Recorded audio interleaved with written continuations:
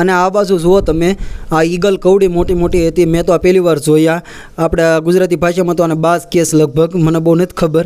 બરાબર, તમે કોમેન્ટમાં જણાવજો અને શું કહેવાય. અહીંયા પાંખો વગરના નેવા હંધા હતા. ને આ બાજુ જુઓ વ્હાઇટ હરણ, પહેલી વાર જોયા હો મેં વ્હાઇટ હરણ. જુઓ શિંગડાવાળા, શિંગડા વગરના બધી કલા જાતના છે વ્હાઇટ હરણ.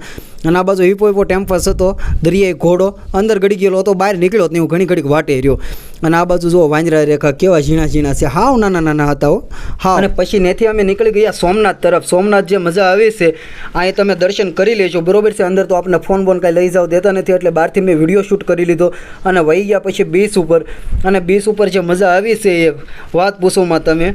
મારે ઊંટ ઉપર બેહવું હતું, પછી ઊંટ ઉપર હું બેઠો નહીં. અને આ બાજુ હતી હનુમાનજીની મસ્ત પ્રતિમા અહીંયા આગળ લગાવેલી. ટિકિટવાળો આપણે બીચ છે, બરોબર છે, તો ટિકિટ તો લેવી જ હોય.